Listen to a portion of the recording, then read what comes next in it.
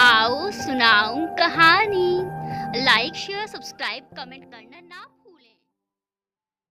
आप देख रहे हैं बेताबी तेरे इश्क की भाग 3। प्यारे दोस्तों, आपका दिल से आभार। इतने दिन बाद भी आप सभी ने हमें बहुत प्यार दिया है। जितना शुक्रिया अदा करें उतना कम है। वो क्या है ना दोस्तों, ये टाइम स्टडीज़ और बहुत कुछ करने का होता है लाइफ में, तो बस उसी कोशिश में लगे हुए हैं। अब आगे जो करना है उसी को लेकर थोड़ा बिजी और कभी कभी टेंस्ड हो जाते हैं। इसीलिए अच्छा लगता है आपके साथ, काफ़ी मज़ा आता है जब आपसे इतना प्यार मिलता है। और आपका ये प्यार, ये आशीर्वाद ही हमें आगे तक लेकर जाएगा। स्टेशन पर हलचल बढ़ गई थी। शायद कोई ट्रेन आई थी। इसके बाद ही बनारस की ट्रेन आनी थी। जहाँ युवराज अपने में ही खोया रहा, वहीं संजू इधर उधर देखकर समय बिता रहा था। लेकिन जब अचानक ही संजू की नज़र सामने पड़ी तो उसकी आंखें हैरानी से बाहर ही निकल आई। उसे भरोसा ही नहीं हो रहा था। उसने जो देखा वो सच था कि झूठ। उसने 2-3 बार अपनी आंखें मसलकर फिर से खोल कर देखा और युवराज को हिलाते हुए धीरे से बोला, बजरंग बली ने इतनी जल्दी प्रार्थना सुन ली पंडित? यकीन नहीं होता।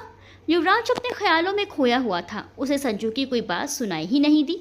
मगर जब संजू ने उसे हिलाया तो युवराज ने खींचते हुए आंखें खोल दी और झुंझलाते हुए कहा, क्या है संजू, परेशान मत करो। मगर संजू को कुछ भी सुनाई नहीं दिया। उसने उंगली से सामने इशारा किया तो युवराज ने उधर नजरें कर ली। उधर देखते ही युवराज का दिल बुलेट ट्रेन की तरह रफ्तार पकड़ चुका था। उसकी आंखें और मुंह दोनों ही खुले रह गए। सामने से पूरे आत्मविश्वास के साथ श्रद्धा चली आ रही थी। उसने सफ़ेद रंग का टॉप पहना हुआ था और नीली जीन्स। उसके साथ उसने हील्स पहनी हुई थी। उसके बाल अब भी लंबे ही थे, कर्ल किए हुए। होंठों पर गुलाबी लिपस्टिक और आंखों में काजल। वो अपना सूटकेस खींचती हुई दूसरे हाथ में लाल रंग का हैंडबैग लिए हुए सीढ़ियों के पास आकर रुक गई और टैक्सी के लिए इंतजार करने लगी। संजू के मुंह से निकला, पंडित बे, ये भाभी है ना बे? युवराज तो जैसे सुध-बुध खोया बस उसे ही देखे जा रहा था। जैसे बरसों की तपस्या का फल सामने खड़ा हो, जैसे महीनों का इंतजार पूरा हुआ था। मगर अब तक उसे देखने के अलावा कोई और बात उसके दिमाग में ही नहीं आई। वो बस अपनी आंखों की प्यास को ही तृप्त किए जा रहा था। संजू बुदबुदाया, जब गई थी तो भीगी बिल्ली लग रही थी बे पंडित, अब आई है तो शेरनी दिख रही है बे। युवराज का दिल इतनी तेजी से धड़क रहा था कि उसकी आवाज़ संजू को भी सुनाई दे रही थी। उसने युवराज के पीठ पर हाथ रखा तो युवराज ने अपने हाथ अपने दिल पर रख लिया। इतने समय से ये दिल इन्हें देखने को बेचैन था। अब दिखी हैं तो हाथ में आकर इनका दीदार करना चाहता है। युवराज ने श्रद्धा को एकटक देखते हुए कहा तो संजू ने कहा, पंडित बे, शायरी बाद में कर लेना, पहले चलो उनसे मिलते हैं। संजू उससे मिलने की बात पर घबरा सा गया। जिससे मिलने को वो इतने समय से बेताब था, उसके सामने आते ही उसके कदम भारी हो गए। उसकी हिम्मत ही नहीं पड़ रही थी। उसने धीरे से कहा, संजू तू जा ना। संजू ने तुनक कर कहा, क्या संजू तू जा, पंडित चल बे। उधर श्रद्धा किसी टैक्सी वाले से बात कर रही थी। टैक्सी वाला अपनी टैक्सी लेने चला गया। युवराज ने कहा, संजू तू जा ना, पता नहीं वो क्या सोचेगी मेरे बारे में। अभी विवाह करने नहीं जा रहे हैं बल, चलो औपचारिक बातें करेंगे, कम से कम नाम और पता तो पूछ ही लेंगे। संजू ने कहा तो युवराज का चेहरा पसीने से भीग गया। लड़कियों से दूर रहने वाला युवराज, उसे किसी लड़की से बात करने का अनुभव ही नहीं था। वो क्या बात कर पाएगा, यही सोचकर घबरा गया था और गाड़ी से नीचे उतर ही नहीं पा रहा था। जिसका इंतजार वो जाने कब से कर रहा था, वो सामने खड़ी थी और युवराज उससे मिलने की हिम्मत भी नहीं कर पा रहा था। संजू गाड़ी से उतरकर बाहर आया और युवराज की तरफ का दरवाज़ा खोलकर उसे बाहर खींचकर निकालने लगा। युवराज थर-थर आ रहा था। श्रद्धा को देख पाने की अनुभूति ऐसी थी जैसे बरसों तक प्यासे रहने के बाद चकोर को चांद की चांदनी मिलती है। उसने कल्पना में जाने कितनी बातें की थी श्रद्धा से, मगर आज उसके सामने जाने की हिम्मत ही नहीं हो रही थी। युवराज ने हिम्मत बटोरनी शुरू की, तब तक टैक्सी वाला टैक्सी लेकर श्रद्धा के पास आ गया। वो टैक्सी वाला सूटकेस लेकर सीढ़ियाँ उतरने लगा और श्रद्धा उसके पीछे आने लगी। संजू ये देखकर तेजी से युवराज को खींचकर आगे लेकर जाने लगा। तभी एक बड़ी सी गाड़ी आकर रुकी और वशिष्ठ परिवार के सदस्य एक एक करके नीचे उतरने लगे। उन्हें देखकर युवराज के कदम रुक गए और उसने सबका अभिवादन करने के लिए हाथ जोड़ लिए। अधिशा वशिष्ठ ने कहा, युवराज बेटा, हमें देर हो गई, ट्रेन एकदम समय पर है, हमें प्लेटफॉर्म पर चलना चाहिए। संजू ने घड़ी देखी, सच में सिर्फ 10 मिनट ही बचे थे उनकी ट्रेन आने में। इधर श्रद्धा ने अपना सामान टैक्सी में रखवा लिया था और टैक्सी में बैठने लगी। ये देखकर संजू से रहा नहीं गया। उसने युवराज का हाथ छोड़ दिया और सबके आगे हाथ जोड़कर बोला, आप सभी अंदर चलिए, मैं 2 मिनट में आता हूँ। इतना कहकर वो तेजी से श्रद्धा की टैक्सी की तरफ भागा। तब तक श्रद्धा टैक्सी में बैठ चुकी थी और टैक्सी स्टार्ट होकर अपने रास्ते चल पड़ी थी। संजू ने अपनी गति बढ़ाई मगर टैक्सी जा चुकी थी। वशिष्ठ परिवार जल्दी में था। अरुण्या युवराज के करीब आ खड़ी हुई तो युवराज सामान उठाकर उससे आगे चला गया। अश्वेश ड्राइवर के साथ मिलकर सामान निकलवाने लगा। तभी संजू बुझे हुए चेहरे के साथ लौट आया। उसके पीछे एक कुली था। उसने सारा सामान उठाया और प्लेटफॉर्म की तरफ बढ़ गया। अरुण्या युवराज के साथ चलने लगी। युवराज बेबन से वशिष्ठ परिवार के साथ रुका रहा। अरुण्या उससे जाने क्या क्या बातें किए जा रही थी। उसे कुछ भी सुनाई नहीं दे रहा था। इसके विपरीत अरुण्या के चेहरे पर अलग ही चमक थी। युवराज की आंखों के आगे तो बस श्रद्धा ही घूम रही थी, मगर अपनी बहन के ससुराल वालों के सामने उसे बहुत संयम रखना पड़ा था। उधर संजू को युवराज पर गुस्सा आ रहा था। अगर उसने समय बर्बाद ना किया होता तो टैक्सी के आने से पहले वो दोनों श्रद्धा के सामने होते। वशिष्ठ परिवार की ट्रेन समय पर आ गई। युवराज ने सबके आगे हाथ जोड़कर विदा ली। अश्वेश को उसने गले लगा लिया। आखिर बहन का होने वाला पति जो था। अरुण्या भी युवराज के सामने आ खड़ी हुई और अपना हाथ आगे बढ़ाते हुए बोली, आपसे मिलकर बहुत अच्छा लगा युवराज जी। युवराज ने उसके आगे बढ़े हुए हाथ को अनदेखा करते हुए हाथ जोड़ लिए। अरुण्या को ये बात अच्छी नहीं लगी। उसके चेहरे के भाव कठोर हो गए थे। संकट मोचन संजय ने आगे आकर बात संभाली। अरुण्या जी, युवराज किसी स्त्री का स्पर्श नहीं करते, आप बुरा मत मानिए। अरुण्या ने कोई जवाब नहीं दिया, पर उसने युवराज की तरफ देखा तो उसके हाव भाव से वो समझ गई कि संजू सच कह रहे हैं। अरुण्या ने भी हाथ जोड़ दिए और बोली, जल्द ही मुलाकात होगी, चलती हूँ। युवराज ने हल्का सर झुका दिया। वशिष्ठ परिवार ट्रेन में बैठ चुका था और ट्रेन धीरे धीरे सरकने लगी। अचानक ही युवराज के पैरों में हरकत हुई और वो तेजी से उस तरफ बाहर भागा जिस तरफ श्रद्धा गई थी। युवराज आकर सीढ़ियों के पास रुक गया। बाहर श्रद्धा का कहीं पता नहीं था। संजय गुस्से में उसके पास आया, मगर युवराज के चेहरे की मायूसी देखकर संयम से बोला, पंडित, इतने समय बाद वो दिखी है, निराश मत हो, हम मिलकर ढूंढ लेंगे उन्हें। युवराज ने कुछ भी नहीं कहा। वो चुपचाप गाड़ी में आकर बैठ गया। युवराज के चेहरे पर कौन से भाव थे ये कह पाना संजय के लिए मुश्किल हो रहा था। संजय ड्राइविंग सीट पर आकर बैठ गया। ड्राइव करते हुए संजय कहने लगा, पंडित यार, लगता है भाभी शहर से बाहर थी, इसी वजह से हमें यहाँ कभी नजर नहीं आई बे। अब लौट कर आई हैं तो ज़रूर कहीं ना कहीं टकरा ही जाएंगी। तुम खुश हो लो बे, तुम्हारे वनवास के दिन जल्दी खत्म होने वाले हैं। युवराज ने कोई जवाब नहीं दिया। वो तो श्रद्धा के ख्यालों में ही गुम रहा। श्रद्धा की टैक्सी श्री राम मंदिर की तरफ से होकर गुजरने लगी तो श्रद्धा ने थोड़ी देर रुककर मंदिर के बाहर से ही श्री राम के आगे शीश झुकाया और कहने लगी, हे प्रभु, इतने समय बाद लौट कर आई हूँ यहाँ। जितना गंवाया है उससे ज़्यादा बनाना है अब मुझे। अपना आशीर्वाद बनाए रखना। उसके बाद वो टैक्सी में बैठकर अपने घर की तरफ चली गई। तभी संजय ने आकर वहीं अपनी कार रोक दी जहाँ टैक्सी खड़ी थी। युवराज ने मंदिर में प्रवेश किया और राम की शरण में जाकर बैठ गया। संजय मन ही मन मंदिर के चारों तरफ घूम घूम कर देखने लगा, शायद कहीं श्रद्धा नजर आ जाए। श्रद्धा जो अब तक का सफ़र पूरे आत्मविश्वास के साथ करती आ रही थी, अपने घर के पास उतरकर अंदर जाने में वो घबराने लगी। लगभग 3 साल बाद वो वापस लौटी थी।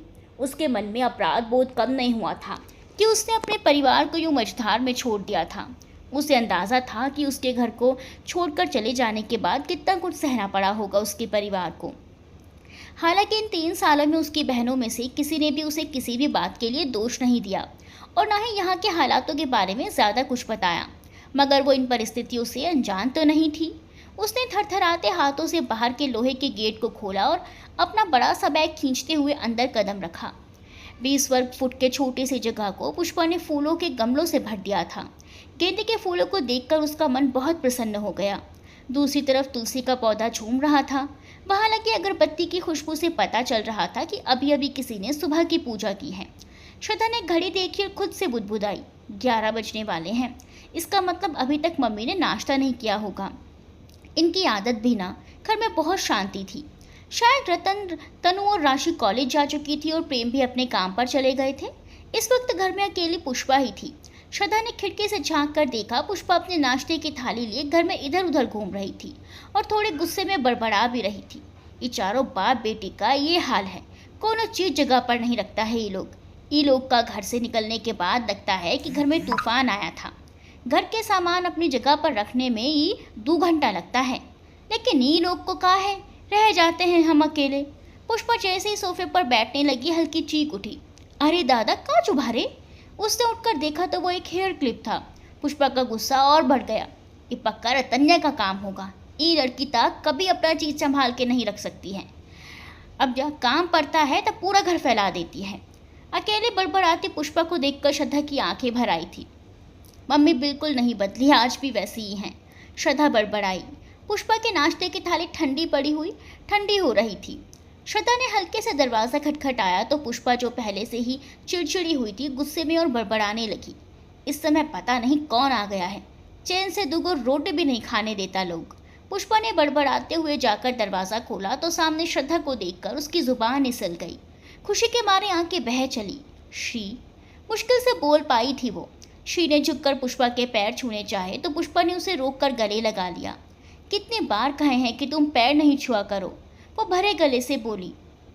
और हम कितना बार बोले हैं कि हम आपके जेठ जेठानी से ज़्यादा आपकी बेटी है ना, तो हम आपके पैर छू सकते हैं। ढेर ज़्यादा बड़ी बड़ी बात मत करो, समझी? कितना दिन बाद मुंह देखे हैं तुम्हारा, ठीक से देखने तो दो हमको। पुष्पा ने कहा तो श्रद्धा मुस्कुराते हुए घर के अंदर आई और सोफे पर पड़े सामान को एक तरफ किया और पुष्पा को बैठाकर अपने हाथों से खिलाने लगी। पुष्पा को ध्यान आया, अरे तुम कुछ खाई हो कि नहीं? रुको, हम गरम गरम रोटी बना के लाते हैं, साथ खाएंगे दोनों। श्री ने रोकते हुए कहा, पहले आप खा लो ना मम्मी, फिर हम फ्रेश होकर अच्छे से आपके हाथ से खाएंगे। अभी तीनों देवी लोग घर में नहीं हैं, हम अकेले ही आपके हाथों से खाना खाएंगे। श्रद्धा प्यार से पुष्पा को अपने हाथों से खिलाती रही और पुष्पा प्यार से भरी श्री को निहारती रही। श्री को सामने बिठाकर पुष्पा उसे निहार रही थी। कभी वो उसके बाल सहलाती तो कभी गाल। श्री भी जैसे इतने प्यार के लिए तरसी हुई थी। उसने झट से पुष्पा की गोद में सर रख दिया और सिसकने लगी। मम्मी, माफ़ कर दीजिए मुझको, तब मैंने वही किया जो सही लगा, लेकिन तुमको ऐसा अकेले नहीं जाना चाहिए था। अरे हमको चाहे अपने पापा को कह के जाती तो नहीं जाने देते का? अरे खुशी के से जाते तुमको मुंबई छोड़ने, और मिठाई बांटते हर जगह की। हमारी श्री इतना बढ़कर जगह जा रही है फैशन सीखने। श्री ने हल्के हंसते हुए कहा, फैशन नहीं मम्मी, डिज़ाइनिंग सीखने। हाँ हाँ वही मम्मी, इतना सोचने का समय नहीं था। फिर वहाँ किसी चीज़ की दिक्कत नहीं हुई थी हमको, और फिर पापा हमें छोड़ने तो चले जाते, लेकिन यहाँ आप अकेले सब कुछ कैसे संभालती?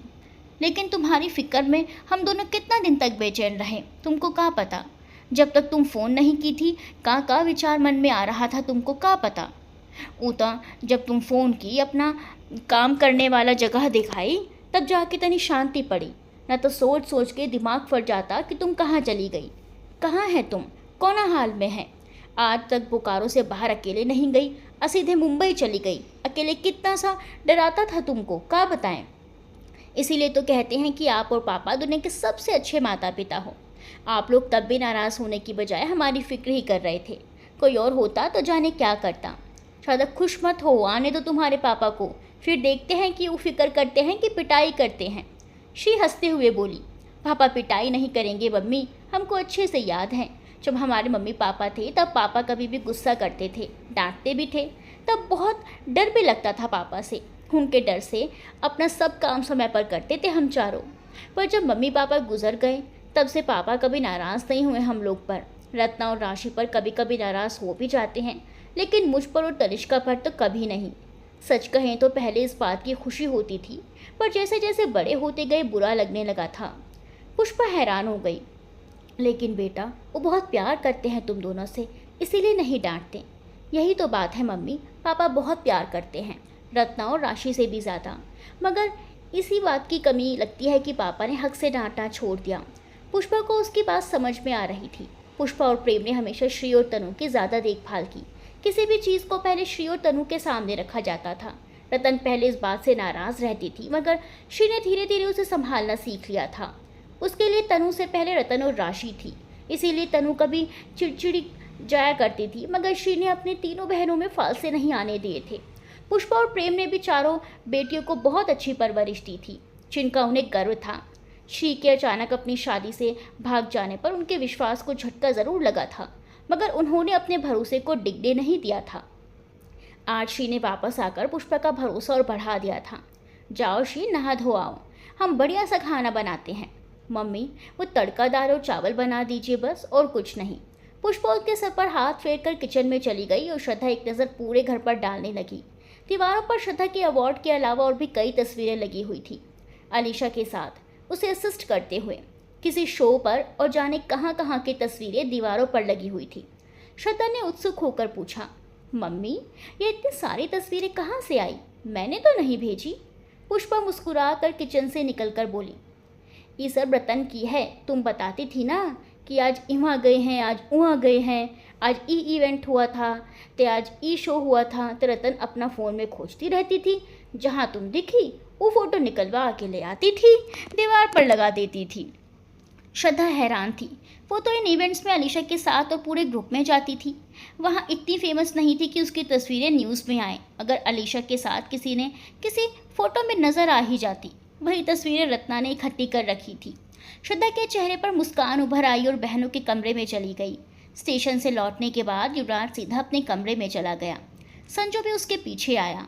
युवराज अपने बिस्तर पर लेट गया और आंखें बंद कर ली।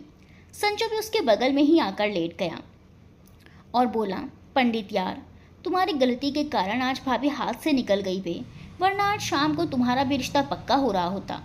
युवराज ने कुछ नहीं कहा तो संजू ने चिढ़ते हुए कहा, अब कुछ कहोगे कि मौन व्रत है तुम्हारा? युवराज उठ बैठा और धीरे से कहा, हर रोज़ ही दिल पूछता था कि कब आएगी वो।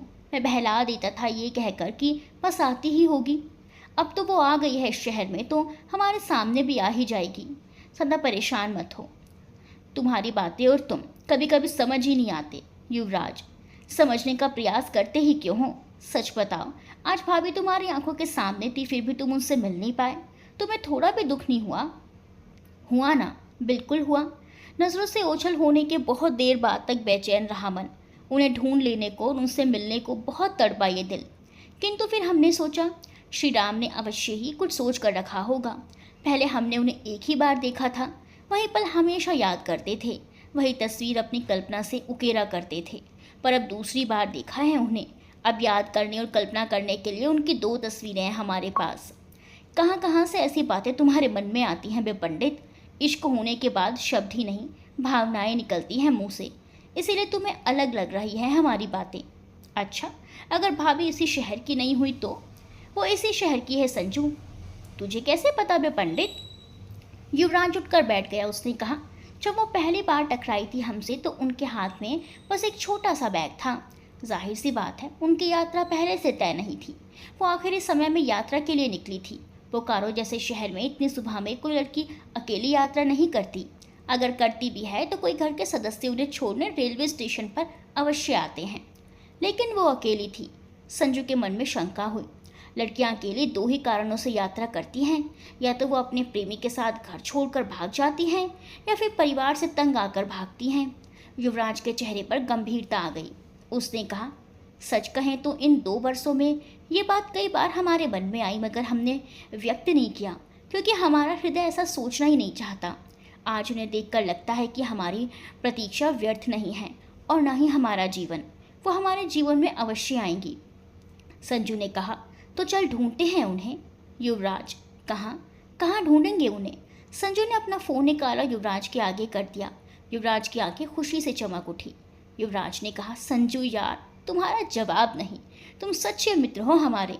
संजू ने फ़ोन अपनी जेब में रखते हुए कहा, जब हम भाभी की टैक्सी की तरफ दौड़े तो हमें पता चल गया था कि हम उन तक पहुंच ही नहीं पाएंगे, इसीलिए जल्दी से हमने टैक्सी की तस्वीर ले ली।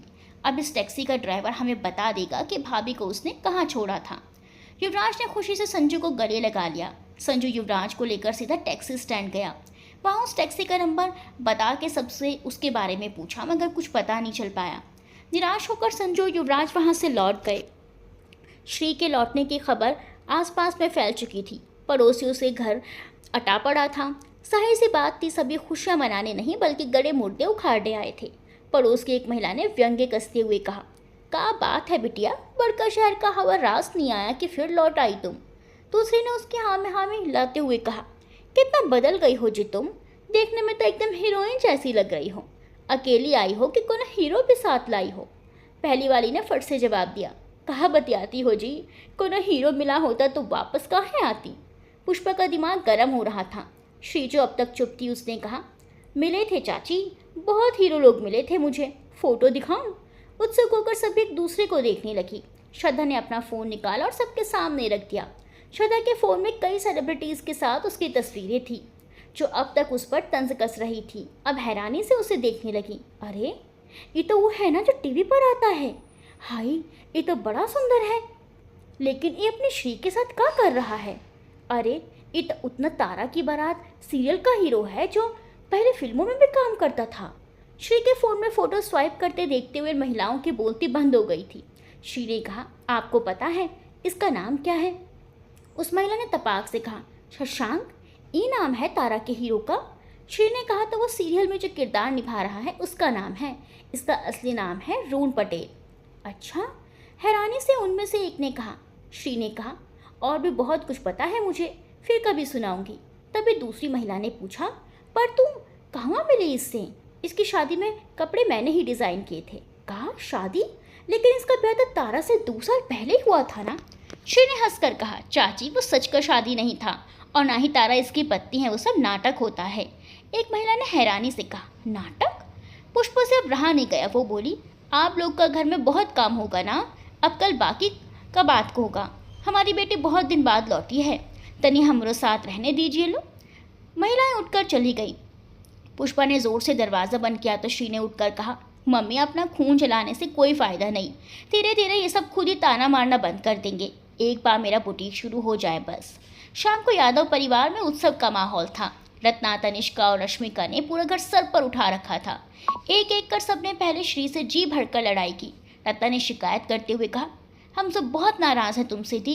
तुम तो चली गई अपने सपने पूरा करने, या हमारी ज़िंदगी में बुरे सपने में बदल गई थी।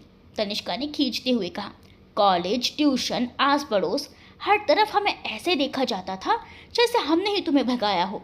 रश्मिका ने बड़े आराम से कहा, सीनियर भी मुझसे बात करने में डरते थे।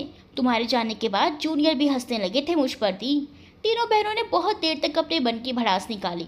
पुष्पा ने उन्हें रोकने की कोशिश की तो श्रद्धा ने उन्हें ये कहकर रोक दिया, कहने दीजिए ना मम्मी, करने दीजिए इन्हें अपनी अपनी शिकायत।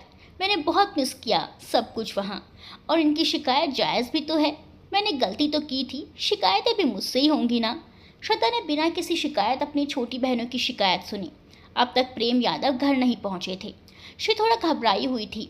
भार्गव निवास में युवराज और संजू अलग ही दुनिया में विचरण कर रहे थे, किंतु अश्वेश और उसके परिवार ने कुछ ऐसा किया था जिससे बाकी के परिवार वालों का चैन खत्म हो चुका था।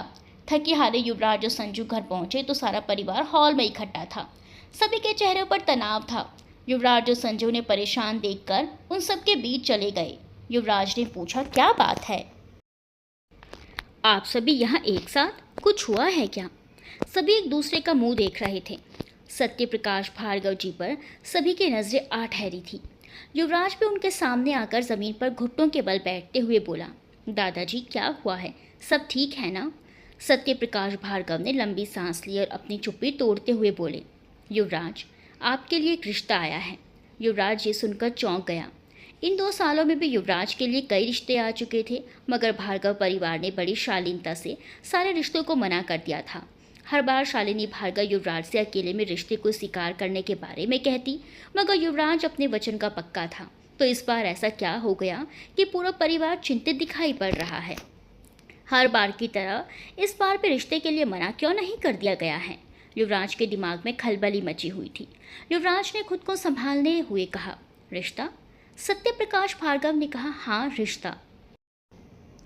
अरुण्या वशिष्ठ का। अरुण्या का नाम सुनकर संजय लड़खड़ा गया। वहीं युवराज को जैसे सदमा सा लग गया था। अरुण्या ने जब से युवराज को देखा था तब से उसकी ओर आकर्षित हो चुकी थी। वशिष्ठ परिवार भी युवराज से प्रभावित था। अधीशा वशिष्ठ के लिए अपने बेटी के मन की बात समझना इतना मुश्किल भी नहीं था। उन्होंने अपने पति से इस बारे में बात की और अमीश वशिष्ठ ने भार्गव परिवार के समक्ष ये प्रस्ताव रख दिया। उन्होंने कहा, आशी को हम अपने घर की बहू मान लिया है भार्गव जी, आप भी हमारी बेटी अरुण्या को स्वीकार कर जल्द से जल्द दोनों जोड़ियों को वैवाहिक बंधन में बांधने की तैयारी कर लीजिए। भार्गव परिवार खामोश था। वो कोई उत्तर देता तो उससे पहले ही अमीश वशिष्ठ ने कहा, सोम प्रकाश भार्गव जी, आपके पुत्र और हमारी पुत्री की जोड़ी बहुत अच्छी रहेगी। इससे अधिक खुशी की बात क्या हो सकती है? एक साथ 2 रिश्ते जुड़ रहे हैं। सत्य प्रकाश भार्गव ने कुछ कहना चाहा। वशिष्ठ जी, हमें इस बारे में बात करनी होगी। अमीश वशिष्ठ ने कहा, हाँ हाँ बिल्कुल, आप सभी बात कर लीजिए। होली के बाद किसी शुभ दिन में हम दोनों सगाइयाँ रख लेते हैं। वशिष्ठ जी ने आगे कुछ सुने बिना ही फोन रख दिया। युवराज ने आशी की तरफ देखा। वो आंखों में आंसू भर कर बैठी थी। अचानक से लड़के वालों की तरफ से ऐसा प्रस्ताव सबको परेशान कर चुका था। उन्हें डर था कि कहीं आशी का रिश्ता न टूट जाए।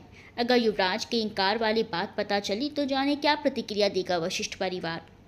अलग भार्गव और अलका भार्गव जो अपनी बेटी का रिश्ता होने पर इतने खुश थे, अब उनके मन को रिश्ता टूटने का डर सता रहा था। आशी चुपचाप युवराज को देख रही थी, मानो अब सब कुछ युवराज के हाथों में ही हो। अपनी छोटी बहन की आंखों में आंसू देखकर युवराज ग्लानि से भर गया। निर्दोष होते हुए भी आज युवराज अपनी बहन की खुशियों में रुकावट डालने का दोषी बन चुका था। युवराज कुछ कह नहीं पा रहा था, वो खामोश था। संजय अपने दोस्त की दिल की पीड़ा को अच्छे से समझ रहा था। श्रद्धा की मिलने की एक उम्मीद जगी ही थी। अचानक से अरुण्या का रिश्ता सब कुछ खत्म करने कर तुला था। युवराज का फैसला आज भी अटल था। वो श्रद्धा के अलावा किसी को भी अपनी ज़िंदगी में जगह नहीं दे सकता था। मगर यहाँ एक भाई पर अपनी बहन की खुशियों की जिम्मेदारी थी। पहले भी भारद्वाज परिवार की बेटी का दिल उसने तोड़ा था। भार्गव परिवार के सहयोग से 1 साल बाद उस लड़की की शादी कहीं और हो गई। तब जाके युवराज के दिल से बोझ उतरा था। आज भी अरुण्या का दिल अगर वो तोड़ता है तो उसकी बहन के दिल टूटने की संभावना है। उसका मन कह रहा था कि वो अपनी बहन के लिए कहीं और रिश्ता देखे। शर्तों पर रिश्ते नहीं होते। वशिष्ठ परिवार के अलावा भी बहुत से ऊंचे घराने होंगे जहां आशी का रिश्ता हो सकता है, मगर व्यवहारिकता उसे ऐसा करने नहीं दे रही थी। उसे पता था एक बार रिश्ता तय होने के बाद टूटना कितना बुरा होता है। भारद्वाज परिवार के साथ भार्गव परिवार खड़ा था, मगर इस बार भार्गव परिवार की बेटी की बात है। सोच सोच कर युवराज का सर भारी हो गया था। ऐसे ही कुछ दिन बीत गए। भार्गव परिवार युवराज के फैसले का इंतजार कर रहा था। युवराज अपनी परिवार का सामना करना नहीं चाहता था। सत्य प्रकाश भार्गव युवराज के मन में चल रही दुविधा अच्छे से समझ रहे थे, मगर उन्होंने युवराज पर ही फैसला छोड़ दिया था। शाम को संजू युवराज को जबरदस्ती श्री राम मंदिर ले गया, जहाँ हर शाम भव्य आरती की जाती थी। मंदिर में बहुत भीड़ थी। युवराज संजू के साथ एक कोने में खड़ा आंखें बंद किए श्री राम की आरती में मगन था। संजू जोर जोर से ताली बजाता हुआ आरती गा रहा था, जिसे देखकर आसपास के लोगों में भी जोश बढ़ा और सभी मंदिर की घंटियों की ध्वनि के बीच श्री राम की आरती गा रहे थे। आरती के बीच पूरा माहौल भक्तिमय हो चुका था। लगभग 15 मिनट तक आरती होने के बाद पंडित जी आरती की बड़ी सी थाली लेकर बाकी के देवी देवताओं के मंदिर में आरती करने जाने लगे। कुछ लोग उनका अनुसरण कर रहे थे, जिनके हाथों में घंटियां, ताशे आदि थे। जब मुख्य मंदिर में भीड़ कम हुई तभी संजू को श्रद्धा नजर आई। उसने युवराज को देखा, जो अभी भी आंखें बंद किए श्री राम में लीन था। संजय ने युवराज को कुछ भी कहकर समय नहीं गंवाया और फटाक से श्रद्धा के पीछे जाकर खड़ा हो गया। श्रद्धा जैसे ही मुड़ी, संजू ने चौंकने का नाटक करते हुए कहा, अरे बहन जी आप। श्रद्धा चौंक गई। अचानक से उसने संजू को पहचाना ही नहीं। उसने हैरानी से संजू को देखते हुए कहा, जी आप मुझसे बात कर रहे हैं? संजू ने मन में कुछ सोचा और कहा, जी लगता है आपने मुझे पहचाना नहीं। श्रद्धा ने अपने दिमाग पर जोर डाला। उसे संजू को जाना पहचाना तो लग रहा था। संजू कुछ कहता उसके पहले ही रत्ना, तनिष्का और रश्मिका ने आकर संजू को घेर लिया। क्या बात है दी, ये कौन है? रत्ना ने पूछा। क्या ये आपको परेशान कर रहा है? तनिष्का ने पूछा। मंदिर में ऐसी हरकतें करते हुए शर्म नहीं आती? अभी के अभी यहाँ से निकलो, वरना मार मार के यहीं चेहरा सुझा दूंगी। रश्मिका ने तो हद ही कर दी। बिना कोई बात जाने संजू पर हमले को तैयार हो गई। संजू अपनी बात कहने की कोशिश कर रहा था, मगर उन चारों के आगे उसका मुंह ही नहीं खुल रहा था। इधर युवराज ने आंखें खोली तो मुख्य मंदिर लगभग खाली हो चुका था। युवराज ने इधर उधर नजर घुमाई तो संजू उसे 2 लड़कियों से घिरा नजर आ रहा था, जिसके चेहरे पर 12 बजे हुए थे। कोई और वक्त होता तो युवराज उसे वहीं छोड़कर चला जाता। वो लड़कियों के मामले से हमेशा ही दूर रहता था, मगर आज 4 लड़कियों ने घिरा हुआ उसका दोस्त कुछ ज़्यादा ही परेशान नजर आ रहा था। युवराज आगे बढ़ा और उन सबसे 10 कदम की दूरी पर जाकर खड़ा हो गया। उसने संजू के अलावा किसी पर नजर नहीं डाली। श्रद्धा की पीठ उस वक्त युवराज की ओर थी। युवराज ने संजू को खा जाने वाली नजरों से देखा और थोड़ी ऊंची आवाज में उसे पुकारा, संजू क्या हो रहा है वहाँ? युवराज को देखते ही संजय के चेहरे पर मुस्कान चली आई। उसने भी ऊंची आवाज में जवाब दिया, माता सीता के दर्शन करने आया था, किंतु गोपियों ने घेर लिया। राशि ने अपनी कमर पर दोनों हाथ रख लिए और गुस्से में संजय को घूरने लगी। तभी रत्ना पलटी और युवराज को देखकर बोली, अरे सर आप यहाँ? युवराज ने रत्ना को देखा तो उसकी तरफ ही बढ़ रही थी। तभी रत्ना के पीछे खड़ी श्रद्धा पलटी तो युवराज की जैसे दुनिया ही ठहर गई। सफेद रंग के अनारकली सूट के साथ लाल रंग का दुपट्टा उसने सर पर ओढ़ रखा था। पहली बार की तरह ही आज उसकी आंखें बिल्कुल मासूमियत से भरी हुई थी। एक नज़र युवराज को देखकर अपनी बहनों की तरफ घूम गई। वो राशि को शांत करने की हिदायत देने लगी। रत्ना युवराज के पास आकर खड़ी हो गई। सर, आपने पहचाना नहीं होगा, मैं आपकी स्टूडेंट हूँ, मैं फाइनल ईयर में हूँ। युवराज तो कुछ भी कहने और सुनने की स्थिति में ही नहीं था। उसकी नज़रें तो श्रद्धा के चेहरे पर ही जम चुकी थी। श्रद्धा ने अब तक संजू को भी नहीं पहचाना था तो युवराज को कैसे याद रखती। उस वक्त युवराज के चेहरे पर लंबी दाढ़ी थी। इस वक्त वो एक सज्जन की तरह सामने खड़ा था।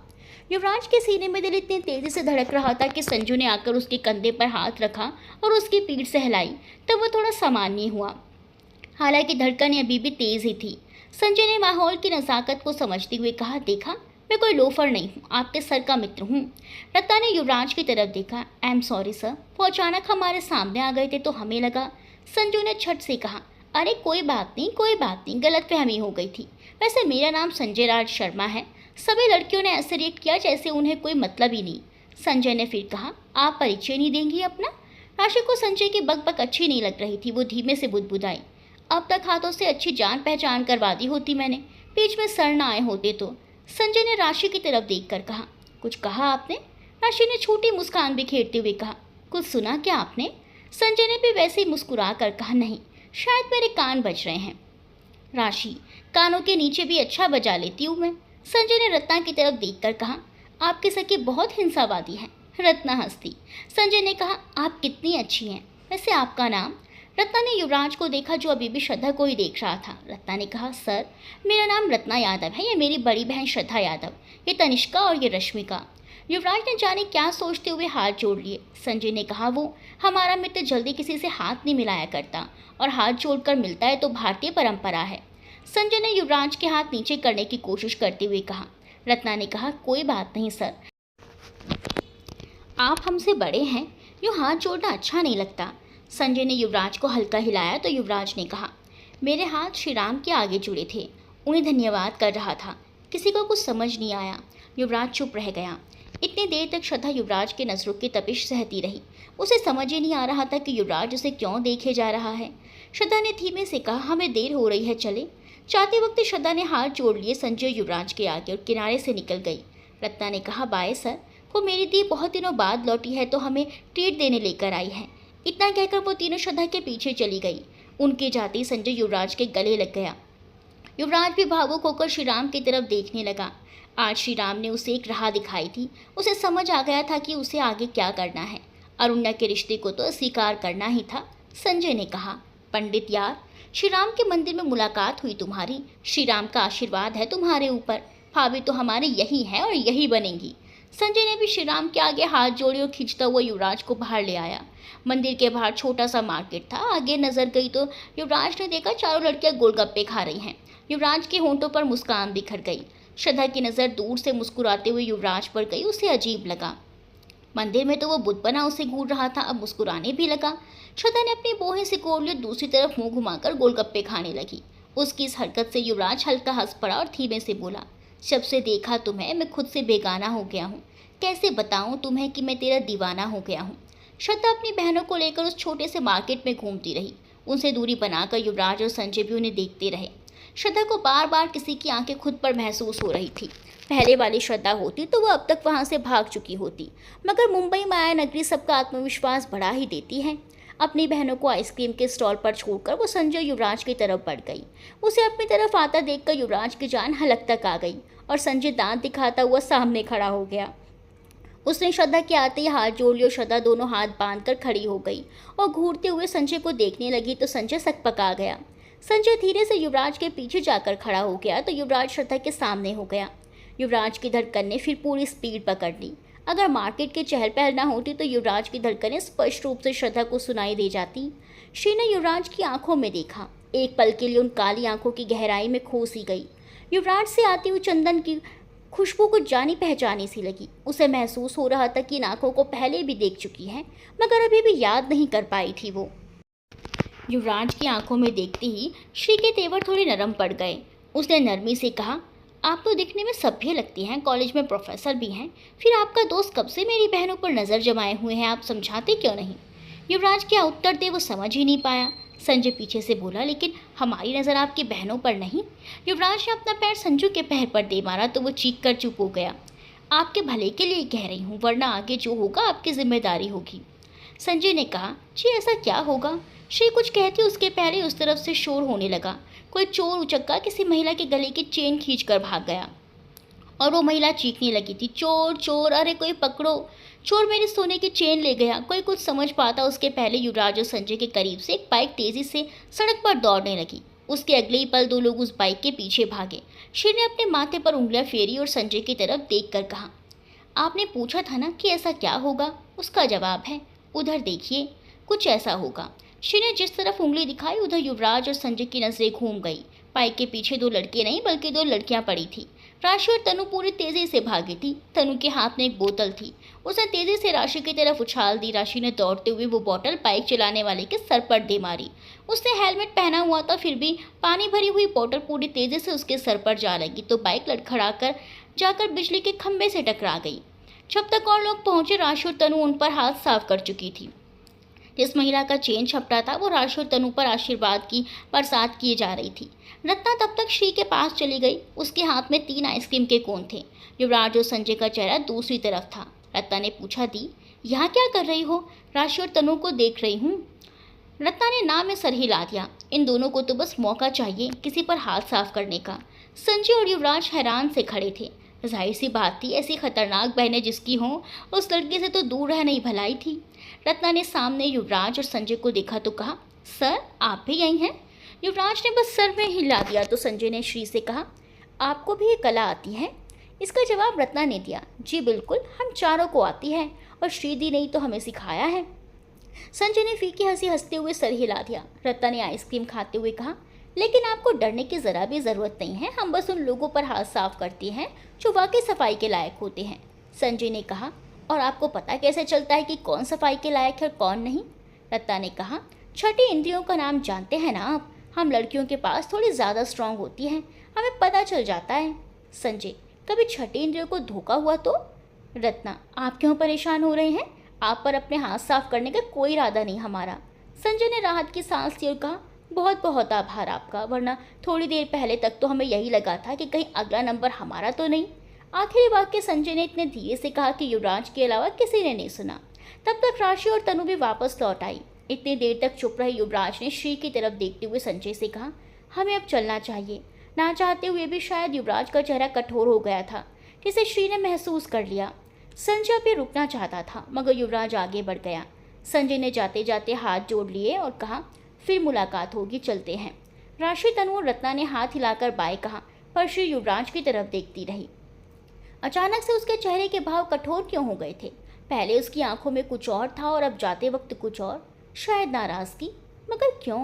श्री ने आज बहनों के साथ बाहर ही डिनर कर लिया और अपने माँ पापा के लिए डिनर पैक करवा लिया, फिर घर की तरफ बढ़ गई। रत्ना के साथ स्कूटी पर श्री पीछे थी, तनु और राशि आगे बाइक पर थी। श्री के जहन में अभी भी युवराज की आंखें घूम रही थी और वो चंदन की खुशबू याद करके श्री ने गहरी सांस ली, मानो वो अभी भी वो खुशबू महसूस कर रही हो। घर पहुंचने पर प्रेम यादव दरवाजे पर ही नजर आ गए। श्री जब से लौटे थे प्रेम उससे नाराज थे और श्री की हिम्मत नहीं हो रही थी उनके सामने जाने की। सालों बाद प्रेम उससे नाराज हुए थे और शायद सालों बाद श्री उनसे डर भी रही थी। चारों बहनों को एक साथ देखकर प्रेम यादव घर के भीतर चले गए। चारों लड़कियां बिना आवाज के चुपचाप अंदर चली आईं। श्री ने खाना टेबल पर रख दिया और हिम्मत करके प्रेम जी के कमरे के बाहर जाकर खड़ी हो गई। पुष्पा जी किचन से निकल कर आई और श्री को देखकर गहरी सांस ली। श्री पुष्पा के पास आई और कंधे पर सर रखकर बोली, मम्मी पापा कब तक नाराज रहेंगे? हम यहाँ कितना समय हो गया, लेकिन वो बात तो छोड़ो, मेरी तरफ देख भी नहीं रहे। पुष्पा आकर सोफे पर बैठ गई। श्री भी उनके पास बैठ गई। हम माँ हैं और वो बाप हैं। तुम जब घर छोड़कर गई थी तब सिर्फ घर ही नहीं छोड़ी थी, तुम अपने पापा का गर्व भी तोड़ी थी। तुम एक ज़रा भी नहीं समझ सकती कि शायद शादी से 2 दिन पहले दुल्हन भाग जाती है तो उसका परिवार को काका देखना पड़ता है। तुम्हारा दादा का नाम भी इज्जत से लिया जाता था इस शहर में। तुम्हारा ईगो फैसले के कारण उनका नाम भी बहुत कीचड़ उछाला लोग। अरे दुनिया का जानता है कि कैसे हम तुम चारों बहनें को पाले हैं। तुम्हारे पापा और हमारा संस्कारों का कितना उंगली उठा। हमारा दिल जानता है कि रतन से भी ज़्यादा माने हैं हम तुमको, लेकिन आसपास का लोग का रिश्तेदार तो यही कहता है ना कि तुम हमारी सगी बेटी नहीं, इसलिए हम तुमको संभाल नहीं सके। हम तो ये सब बात का सुन के सह जाते हैं, लेकिन वो तो मर्द है ना, उनको ये सब सहना कितना मुश्किल होता है। उनका घमंड थी तुम। स्कूल कॉलेज में जब तुमको इनाम मिलता था तो गर्व से इनका सीना चौड़ा हो जाता था। तब यह लोग तुम्हारे पापा का तारीफ करता था कि कितना अच्छा संस्कार दिया है यादव जी, सब चीज़ में अव्वल है उनकी बेटी। लेकिन अब तक वही लोग हंसता है, ताना मारता है। इनका बिजनेस में भी कितना घाटा हो गया, कितना नुकसान हो गया, ग्राहक आना बंद हो गया। बहुत दिन तक तो लोग का सामान भी नहीं करना चाहते थे, तो दुकान पर जाना ही बंद कर दिए थे। राशि और तनु कितना समझाई तो फिर दुकान खोले। श्री सब कुछ सुन रही थी और वो बहुत दुखी थी। उसने पुष्पा जी की तरफ देखा और दृढ़ विश्वास के साथ कहा, मम्मी हमारा वादा है आपसे, जो कुछ मेरी वजह से खोया है वो सब दुगना वापस लेकर आऊँगी, चाहे वो दौलत हो या इज्जत। श्रद्धा ने कुछ तय किया और प्रेम के कमरे की तरफ बढ़ गई। उस वक्त प्रेम बिस्तर पर बैठे किसी से फ़ोन पर बात कर रहे थे। श्रद्धा के आने का आभास उन्हें हुआ नहीं। श्री चुपचाप प्रेम के चेहरे पर उभे तनाव को देख रही थी। प्रेम ने फ़ोन बिस्तर पर पटका और सर पर हाथ रखकर बैठ गए। उनके गारमेंट्स का बिजनेस ठीक नहीं चल रहा था, या यूं कहें कि लगभग बंद होने के कगार पर था।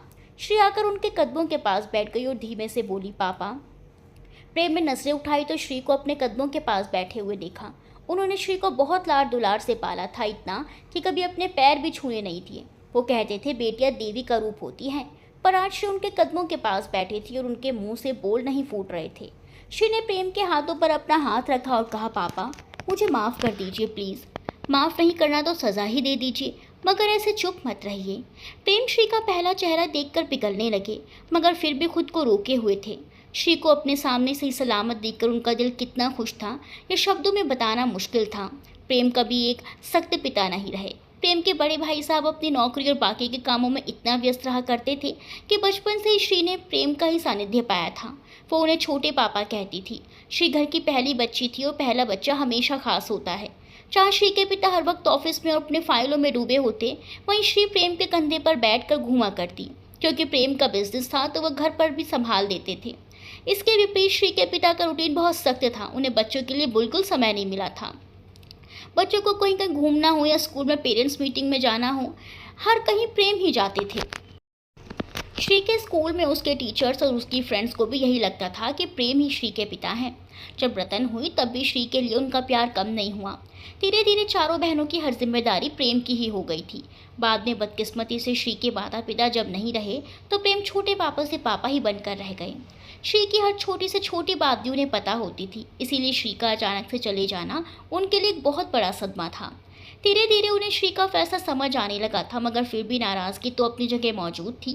प्रेम ने कोई जवाब नहीं दिया तो श्री ने उनका हाथ पकड़कर हिलाते हुए कहा, पापा प्लीज़, आप नाराज़ रहेंगे तो बिल्कुल भी नहीं चलेगा। पापा मेरी पहली और आखिरी गलती है ये, आगे से आपको बताए बिना कुछ भी नहीं करूँगी, सॉरी पापा। एक पिता कब तक अपने लाडले को ऐसे मनुहार करवा सकता था। उन्होंने श्री को उठाकर अपने सीने से लगा लिया। श्री की आंखों से आंसुओं की धार बह चली थी। आखिर इस एहसास से वो भी कब से दूर थी। एक पिता का सानिध्य जो एक बेटी के लिए सबसे सुरक्षित स्थान होता है। श्री को दोबारा वो सुरक्षा मिल चुकी थी। प्रेम ने उसके आंसू पोंछे तो श्री ने देखा प्रेम की आंखें भी नम थी। श्री फिर से उनके सीने में दुबक गई। तभी दरवाजे पर खड़ी पुष्पा ने भी अपनी आंखें साफ करते हुए कहा, बाप बेटी का भरत मिलाप हो गया हो तो चलिए खाना खा लीजिए। आज घर में खाना नहीं बनाए हैं, चलिए होटल से खाना लेकर आई हैं आपकी बेटी। तभी राशि ने कहा, होटल नहीं मम्मी, रेस्टोरेंट से। हाँ वही होटल चाहे रेस्टोरेंट एक ही बात है। रतन हंस पड़ी और जाकर अपने पिता से चिपक गई। शिकायत करते हुए उसने कहा, अब श्रीदी आ गई है तो मुझको भूल मत जाइएगा। राशि आगे बढ़ी, उससे पहले तनु जाकर उनके गले में पीछे से बाहें डालकर बैठ गई। राशि ने मुंह फुला लिया तो श्री ने अपना हाथ आगे कर उसे भी बुला लिया। चारों बेटियां अपने पिता से चिपकी हुई मुस्कुरा रही थी। तभी क्लिक की आवाज़ आई तो सबने नजरें घुमाकर देखा। पुष्पा ने सबकी फ़ोटो खींच ली अपने फ़ोन में। फिर क्या था, ढेर सारी फ़ोटो और सेल्फी की जैसे बाढ़ आ गई। सबके फ़ोन में अलग अलग एंगल से फ़ोटो क्लिक होने लगे। युवराज और संजय जब घर लौटे तो उनके चेहरों पर अलग ही रौनक थी। युवराज सीधा अपने कमरे में चला गया। रात के खाने के लिए जब वो नीचे नहीं आया तो शालिनी जी को चिंता हुई, मगर सबने सोचा कि वो तनाव में है, इसीलिए उसे अकेला छोड़ दिया गया। संजय ने युवराज को परेशान करना शुरू कर दिया था। पंडित यार, भाभी तो बड़ी कड़क निकली यार, हमें तो लगा था कि आज हम दोनों पिट के ही वापस आएंगे। युवराज ने उसे कूड़ा तो संजय ने बांस संभालते हुए कहा। मेरा मतलब है कि उनकी बहनें कतई खतरनाक हैं यार। हमें तो सोचा डर ही लग रहा था। भाभी तक पहुंचने के लिए पहले इन 3 खतरनाक पड़ावों को पार करना होगा। और जब बहनें ऐसी हैं तो भाई कैसे होंगे और उनके पिता कैसे होंगे? क्या बताया था यादव? हाँ, यादव ही बताया था बे। तू ब्राह्मण और भाभी यादव। घर वालों को पता चला तो क्या होगा पंडित? हमारे यहाँ दूध वाले भैया जो आते हैं वो भी यादव हैं, लेकिन भाभी अलग हैं यार। मतलब उन्हें देखकर लगता है कि पढ़ी लिखी और नए ज़माने की लड़की, मगर फिर भी कोई अगर मगर नहीं संजू। मुझे अकेला रहना है अभी। क्यों? भाभी के सपनों में खोना है पंडित? युवराज ने उसे तकिया फेंक के मारा और दूसरी तरफ चेहरा घुमाकर मुस्कुराने लगा। हाँ हाँ, अभी तो भाभी इस घर में आई नहीं और अभी से मुझे इस कमरे से निकाला जा रहा है। संजू अब बस भी करो। बिल्कुल नहीं, हमारा मन तो अभी नाचने को कर रहा है। अभी हमारा ध्यान किसी और कारण से विचलित है। क्यों, क्या हुआ पंडित? वशिष्ठ परिवार, हमें उनसे बात करनी होगी क्योंकि सब कुछ अब उन्हीं के हाथों में है। अगर हमारी बहन की खुशी अश्वेश के साथ है तो उन दोनों की शादी होकर ही रहेगी। तुम क्या सोच रहे हो पंडित? हम कल बनारस जा रहे हैं। अभी घर में किसी को कुछ कहने की आवश्यकता नहीं है। हमें अरुण्या को समझाना ही होगा और साथ ही वशिष्ठ परिवार को भी। लेकिन कोई विकल्प नहीं है संजू, हमें ये करना ही होगा। संजय ने सर हिला दिया। अगली सुबह युवराज बिना किसी को कुछ बताए बनारस निकल गया। संजू मना करने के बाद भी उसके साथ हो लिया। वशिष्ठ परिवार उसे वहाँ पाकर हैरान रह गया। अमीश वशिष्ठ ने उन दोनों को सम्मान के साथ अंदर बुलाया और अधीशा वशिष्ठ को आवाज़ दी। अरे भाई, कहाँ हो आप सब? देखो ज़रा कौन आया है। वशिष्ठ परिवार का घर आलीशान था। कहीं ना कहीं वो भार्गव परिवार से भी ज़्यादा संपन्न थे। भार्गव परिवार कहीं से कम नहीं था। बोकारो में भार्गव परिवार का अपना रुतबा था। उसी तरह बनारस में वशिष्ठ परिवार भी बहुत प्रतिष्ठित था। उनकी आवाज़ सुनकर अरुण्या अपनी माँ के साथ बाहर आई और युवराज को वहाँ देखकर खुश हो गई, मगर अचानक यह बिना बताए आने की वजह से हैरान भी थी। संजू और युवराज के चेहरे देखकर ही लग रहा था उन्हें यहाँ आने का प्रयोजन कोई गंभीर विषय है। युवराज ने सबको हाथ जोड़कर प्रणाम किया, साथ ही संजू ने भी अपने हाथ जोड़े रखे। अमीश जी ने उन्हें बैठने का आग्रह किया तो युवराज और संजू बैठ गए। थोड़ी देर में अधीशा जी नौकर के साथ चाय नाश्ता लेकर आ गई। औपचारिक बातचीत के बाद युवराज ने कहा, मैं यहाँ कुछ आवश्यक बात करने आया हूँ। अरुण्या भी वहीं चुपचाप बैठी चोर नज़रों से युवराज को देख मन ही मन खुश हो रही थी, मगर युवराज की बात सुनकर वो सतर्क होकर युवराज की तरफ देखने लगी। अमीश जी ने एक नज़र अपनी पत्नी और अपने बेटी पर डाली और युवराज की तरफ चेहरा घुमा लिया। युवराज ने संजू को देखा तो संजू ने उसके कंधे पर हाथ रख दिया। अमीश जी ने युवराज की तरफ देखा और पूछा, क्या बात है युवराज, आप परेशान लग रहे हैं?